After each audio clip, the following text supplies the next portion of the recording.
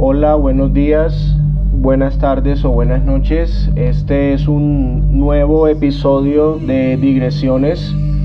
En el fondo suena MLK de la banda irlandesa U2.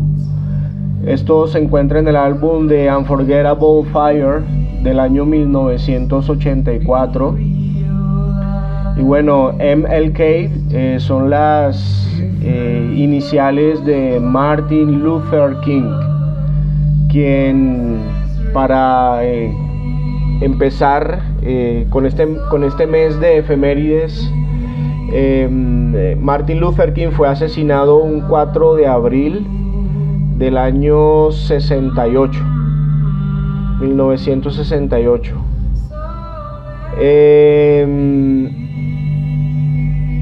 El 9 de abril del 48 fue asesinado Jorge Eliezer Gaitán en Bogotá, Colombia. Ocurre el Bogotazo, ¿no? Inicio este episodio hoy 12 de abril, entonces interesante mes. Y les traigo 3 textos. El primero se llama Elogio de la dificultad, de Estanislao Zuleta, pensador colombiano.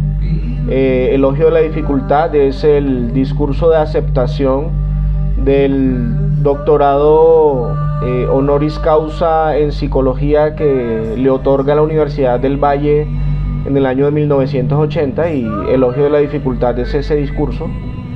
Ya lo vamos a leer, o leer por lo menos dos cuartillas de ese discurso, que es muy interesante, y para ir conectándolo con esto de la música, ¿no? Martin Luther King, Jorge Eliezer Gaitán, 9 de abril. Y otro texto lleva por nombre La fábula de los ciegos.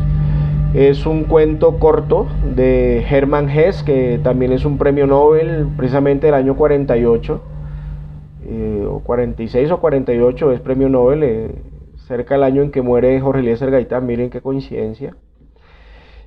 Y ese texto nos va también a dar la posibilidad de entrar en una realidad que no es tan alejada de la nuestra, sobre todo en lo político, ¿no? En la posición política que tenemos los seres humanos. Y el siguiente texto, y el siguiente y último texto, lleva por nombre Sobre verdad y mentira en sentido extramoral. Es un ensayo de Friedrich Nietzsche, publicado en el año de 1896, escrito en 1873, siglo XIX, ¿no?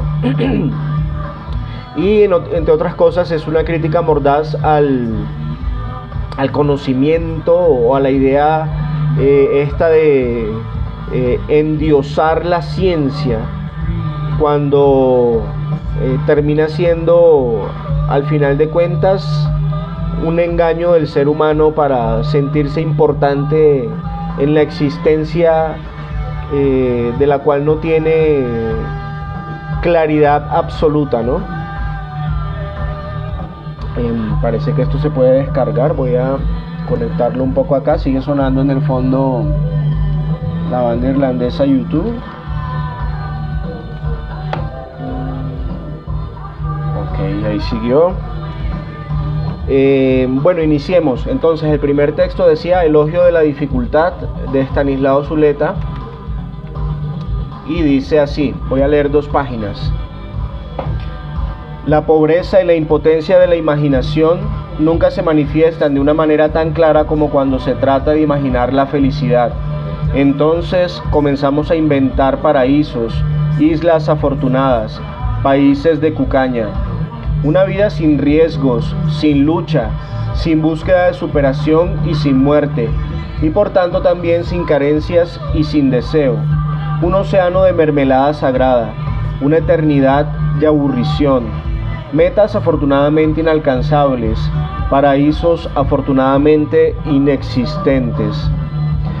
Todas estas fantasías serían inocentes e inocuas si no fuera porque constituyen el modelo de nuestros anhelos en la vida práctica. Aquí mismo, en los proyectos de la existencia cotidiana, más acá del reino de las mentiras eternas, introducimos también el ideal tonto de la seguridad garantizada, de las reconciliaciones totales, de las soluciones definitivas. Puede decirse que nuestro problema no consiste solo ni principalmente en que no seamos capaces de conquistar lo que nos proponemos, sino en aquello que nos proponemos. Que nuestra desgracia no está tanto en la frustración de nuestros deseos como en la forma misma de desear. Deseamos mal. En lugar de desear una relación humana inquietante y compleja y perdible, que estimule nuestra capacidad de luchar y nos obligue a cambiar, deseamos un idilio sin sombras y sin peligros, un nido de amor y por lo tanto, en última instancia, un retorno al huevo. En vez de desear una sociedad en la que sea realizable y necesario trabajar arduamente para hacer efectivas nuestras posibilidades, deseamos un mundo de satisfacción, una monstruosa salacuna de abundancia pasivamente recibida. En lugar de desear una filosofía llena de incógnitas y preguntas abiertas, queremos poseer una doctrina global capaz de dar cuenta de todo, revelada por espíritus que nunca han existido o por caudillos que desgraciadamente sí han existido. Adán y sobre todo Eva tienen el mérito original de habernos liberado del paraíso. Nuestro pecado es que anhelamos regresar a él. Desconfiemos de las mañanas radiantes en las que se inicia un reino milenario. Son muy conocidos en la historia, desde la antigüedad hasta hoy, los horrores en los que pueden y suelen entregarse los partidos provistos de una verdad y una meta absolutas. Las iglesias cuyos miembros han sido alcanzados por la gracia, por la desgracia de alguna revelación. El estudio de la vida social y de la vida personal nos enseña cuán próximos se encuentran una de otra la idealización y el terror. La idealización del fin, de la meta y el terror de los medios que procurarán su conquista. Quienes de esta manera tratan de someter la realidad al ideal, entran inevitablemente en una concepción paranoide de la verdad, en un sistema de pensamiento tal que los que se atrevieran a objetar algo quedan inmediatamente sometidos a la interpretación totalitaria. Sus argumentos no son argumentos sino solamente síntomas de una naturaleza dañada o bien máscaras de malignos propósitos. En lugar de discutir, un razonamiento se le reduce a un juicio de pertenencia al otro, y el otro es, en este sistema, sinónimo de enemigo. O se procede a un juicio de intenciones, y este sistema se desarrolla peligrosamente hasta el punto en que ya no solamente rechaza toda oposición, sino también toda diferencia. El que no está conmigo está contra mí, y el que no está completamente conmigo, no está conmigo. Así como hay, según Kant, un verdadero abismo de la razón que consiste en la petición de un fundamento último e incondicionado de todas las cosas.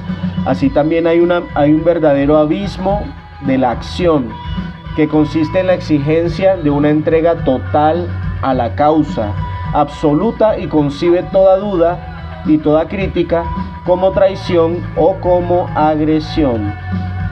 Ahora sabemos, por una amarga experiencia, que este abismo de la acción, con sus guerras santas y sus orgías de fraternidad, no es una característica exclusiva de ciertas épocas del pasado o de civilizaciones atrasadas en el desarrollo científico y técnico, que puede funcionar muy bien y desplegar todos sus efectos sin abolir una gran capacidad de inventiva y una eficacia macabra. Sabemos que ningún origen filosóficamente elevado o supuestamente divino inmuniza a una doctrina contra el riesgo de caer en la interpretación propia de la lógica paranoide que afirma un discurso particular. Todos lo son, como la designación misma de la realidad, y los otros como ceguera o como mentira. El atractivo terrible que poseen las formaciones colectivas que se embriagan con la promesa de una comunidad humana no problemática, basada en una palabra infalible, consiste en que suprimen la indecisión y la duda, la necesidad de pensar por sí mismo, otorgan a sus miembros una identidad exaltada por la participación, separan un interior bueno, el grupo, y un exterior amenazador. Así como se ahorra sin duda la angustia, se distribuye mágicamente la ambivalencia en un amor por lo propio y un odio por lo extraño, y se produce la más grande simplificación de la vida, la más espantosa facilidad. Bueno, hasta ahí voy a dejar el texto. En el fondo sigue sonando YouTube, en este caso la canción Pride in the Name of Love, y el estribillo que acabó de sonar, o la estrofa que acabó de sonar, habla precisamente del asesinato de Martin Luther King el 4 de abril en Memphis, Tennessee, ¿no? Y lo interesante es que Martin Luther King es asesinado precisamente por este tipo de pensamientos que tienen una interpretación paranoide de la realidad, por estos pensamientos que se consideran irrebatibles, que se consideran provistos de la autoridad, ya sea divina o de la autoridad que les otorga la razón o el desarrollo de cierta técnica, ¿no? Entonces vemos cómo el ser humano, al generar categorías de conocimiento, al convertir la sociedad, al convertir la sociedad en un sistema de ideas, o la realidad, más que la sociedad, en un sistema de ideas, entra en una lucha que no pocas veces termina en violencia, que no pocas veces termina en agitación social y política, ¿no? Eso de entrar en la más espantosa facilidad es un rasgo característico, ¿no? Hablando de ese abismo de la acción que menciona Stanislao Zuleta ahí, entregarse sin condicionamiento alguno a una causa, ¿cierto? Equivale a ese abismo de la acción. Y hemos visto que en la historia los que actúan de esa forma son kamikazes o son extremistas de cualquier tipo, religiosos o políticos. Lo que quiere decir que estamos hablando de la forma en cómo se genera el pensamiento fanático. De eso trata ese texto.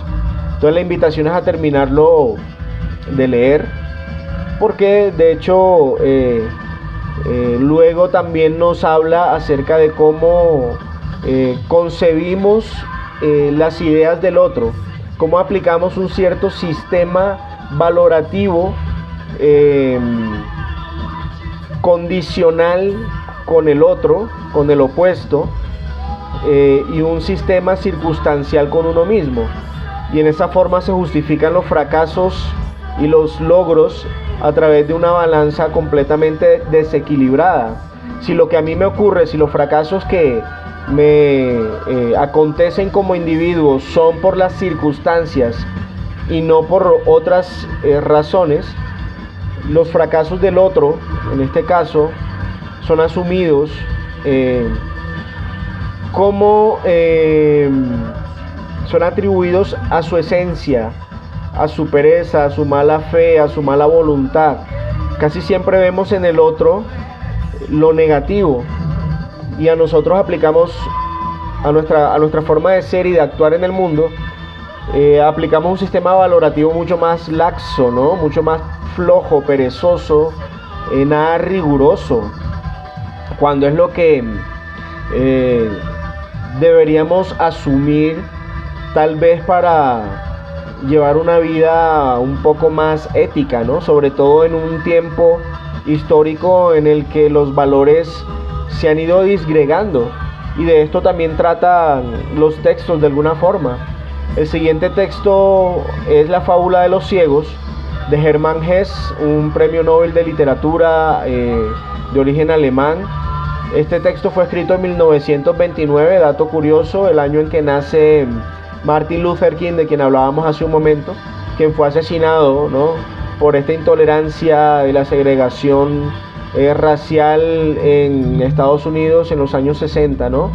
Y bueno, la fábula de los ciegos, miren, del año 1929, como también es un texto bastante adelantado a su época. Puede describir perfectamente cualquier tiempo histórico, porque actuamos de esta forma. Escuchen, dice así: durante los primeros años del Hospital de Ciegos, como se sabe, todos los internos detentaban los mismos derechos y sus pequeñas cuestiones se resolvían por mayoría simple, sacándolas a votación. Es decir, tenían un sistema democrático, ¿no? Con el sentido del tacto sabían distinguir, los ciegos, recuerden, estamos hablando de unos ciegos, con el sentido del tacto sabían distinguir las monedas de cobre y las de plata, y nunca se dio el caso de que ninguno de ellos confundiese el vino de Mosela con el de Borgoña. Tenían el olfato mucho más sensible que el de sus vecinos videntes. Acerca de los 4 sentidos consiguieron establecer brillantes razonamientos, es decir, que sabían de ellos cuanto hay que saber, y de esta manera vivían tranquilos y felices en la medida en que tal cosa sea posible para unos ciegos. Por desgracia, sucedió entonces que uno de sus maestros manifestó la pretensión de saber algo concreto acerca del sentido de la vista. Aquí empieza lo interesante. Un ciego, ¿cierto?, manifestó saber algo concreto acerca del sentido de la vista. Y entonces pronunció discursos, agitó cuanto pudo, ganó seguidores y por último consiguió hacerse nombrar principal del gremio de los ciegos. Sentaba cátedra sobre el mundo de los colores y desde entonces todo empezó a salir mal. Este primer dictador de los ciegos empezó por crear un círculo restringido de consejeros, mediante lo cual se adueñó de todas las limosnas. A partir de entonces nadie pudo oponérsele y sentenció que la indumentaria de todos los ciegos era blanca. Ellos lo creyeron y hablaban mucho de sus hermosas ropas blancas, aunque ninguno de ellos las llevaba de tal color. De modo que el mundo se burlaba de ellos, por lo que se quejaron al dictador. Este los recibió de muy mal talante, los trató de innovadores, de libertinos y de rebeldes que adoptaban las necias opiniones de las gentes que tenían vista. Eran rebeldes porque, caso inaudito, se atrevían a dudar de la infalibilidad de su jefe. Esta cuestión suscitó la aparición de 2 partidos. Wow, cualquier parecido con la realidad. Para sosegar los ánimos, el sumo príncipe de los ciegos lanzó un nuevo edicto que declaraba que la vestimenta de los ciegos era roja. Pero esto tampoco resultó cierto. Ningún ciego llevaba prendas de color rojo. Las mofas arreciaron y la comunidad de los ciegos estaba cada vez más quejosa. El jefe montó en cólera y los demás también. La batalla duró largo tiempo y no hubo paz hasta que los ciegos tomaron la decisión de suspender provisionalmente todo juicio acerca de los colores. Un sordo que leyó este cuento admitió que el error de los ciegos había consistido en atreverse a opinar sobre colores. Por su parte, sin embargo, siguió firmemente convencido de que los sordos eran las únicas personas autorizadas a opinar en materia de música. Bueno, ahí termina ese texto bastante interesante, por decirlo menos, bastante chistoso. Creo que así razonamos, ¿no? Como especie. Los sordos, las únicas personas autorizadas para opinar en materia de música. Miren que la fábula gira en torno a estos ciegos que pretenden saber algo concreto acerca del sentido de la vista, del cual obviamente pues carecen, ¿no? Vemos como esta metáfora a través de la fábula de Hermann Hesse nos está hablando de cómo podemos entrar fácilmente en una concepción paranoide de la realidad para replicar a Estanislao Zuleta, con quien empezábamos, ¿no? Cuando concebimos, cuando creemos que nuestro discurso tiene la verdad inobjetable, nos volvemos sordos, nos volvemos ciegos. Somos como estos ciegos que agitamos la bandera por un color que en realidad no sabemos si llevamos puesto. Entonces ahí está lo interesante de cómo la literatura también nos ofrece estas ventanas de lectura de la historia humana, ¿no? Así funciona el ser humano a través de la historia. Va creando paradigmas, es decir, ideas de lo que es la realidad, a través de discursos que se mantienen en el tiempo y que con el tiempo también son derrumbados. Y para continuar y ir finalizando, el último texto se llama Sobre verdad y mentira en sentido extramoral.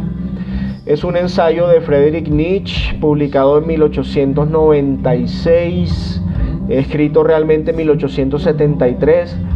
Yo soy bastante falible con las fechas, así que les recomiendo que igual las constaten por su cuenta. Eso es lo bueno de el acceso libre a la información, ¿no? Que uno también va armando su propio discurso.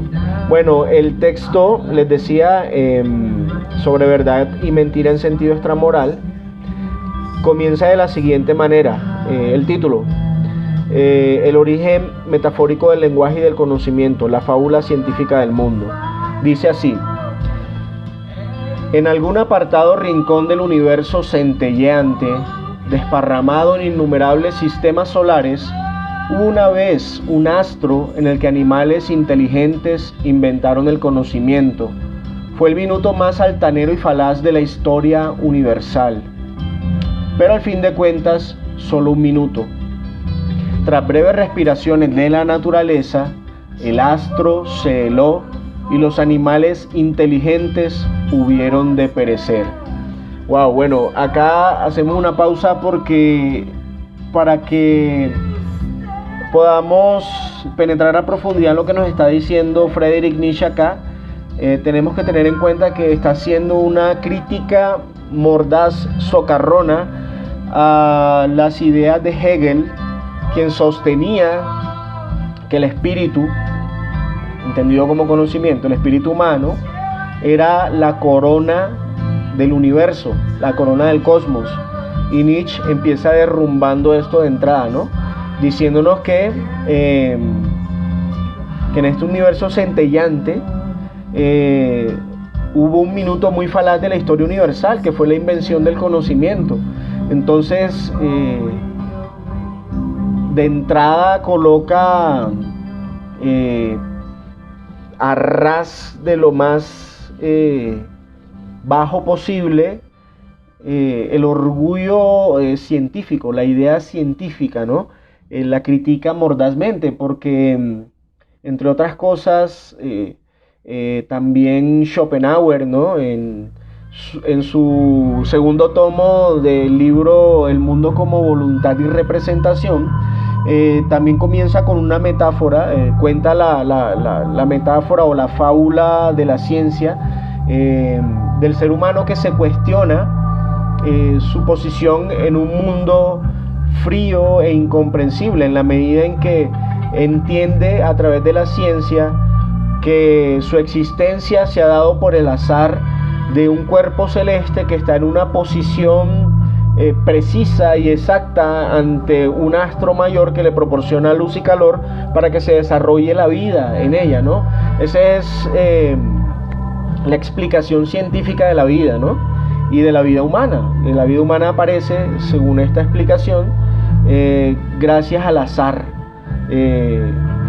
Y entonces, cuando el ser humano tiene conciencia, cuando ya llega a darse cuenta de su rol en la naturaleza, cuando es capaz de separarse de los otros seres o entes de la naturaleza, cuando es capaz de crear realidades alternativas al mundo físico, al mundo cardinal y de objetos, cuando es capaz de crear conceptos, cuando es capaz de cooperar masivamente, ¿no?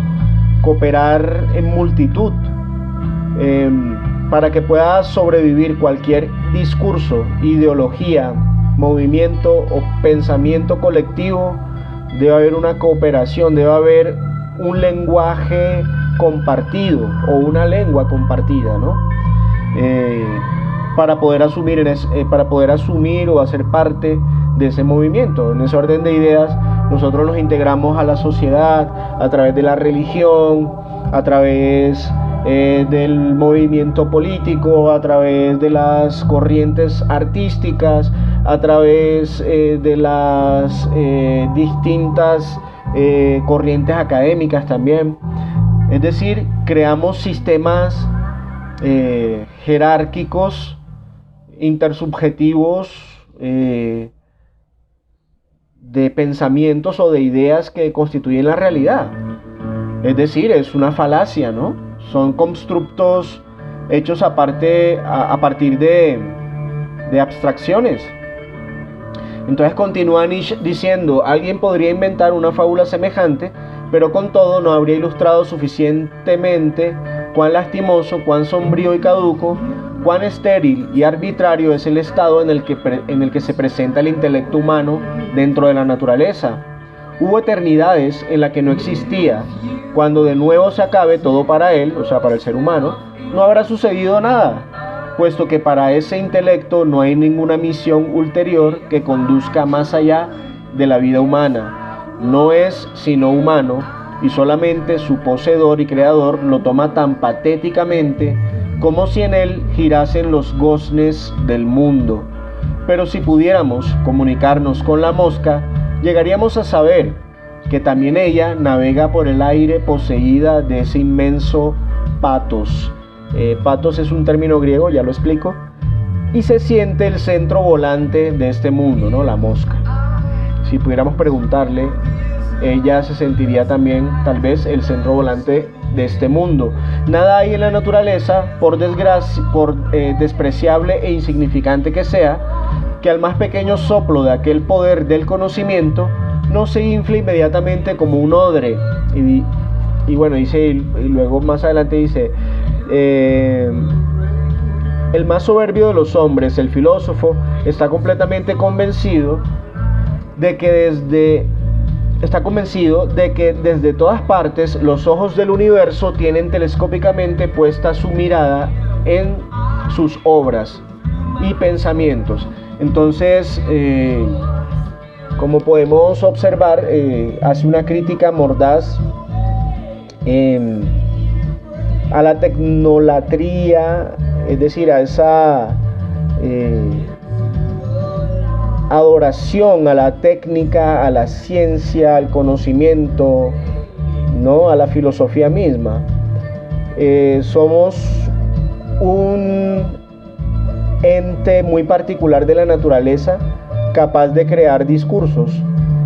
Y Nietzsche cuestiona, ¿cierto?, al ser humano en la medida en que su única herramienta es precisamente esa, el conocimiento y el lenguaje. Así como un tigre desarrolla una fuerza increíble, un olfato extremadamente agudo y unas garras poderosas para sobrevivir en la naturaleza, el ser humano desarrolla el conocimiento, desarrolla los discursos, el intelecto, y a partir de ahí genera pues la tensión y el conflicto que mueve la historia, ¿no? Para ir cerrando, más adelante en ese mismo ensayo Nietzsche tiene un apartado que habla sobre el engaño o arte de fingir del intelecto humano, que es lo que les venía comentando, ¿no? nosotros construimos nuestra idea de realidad a partir del contexto histórico en el que vivimos, en el contexto histórico que las causas del azar nos han otorgado, ¿no? En ese orden de ideas,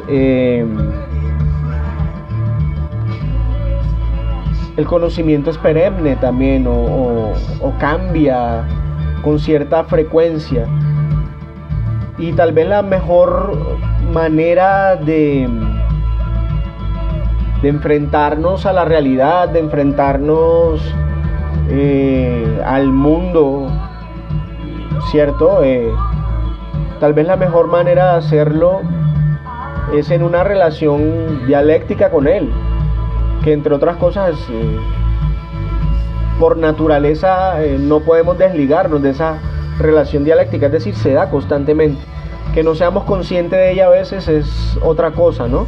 Lo que quiero decir es que, como decía Stanislao Zuleta, no deberíamos caer en esa espantosa facilidad de negarnos a entender la realidad de otra manera, a dejar que la diferencia entre en nuestro sistema discursivo, porque de ello depende también la posibilidad de avanzar tal vez sanamente en la historia, ¿no?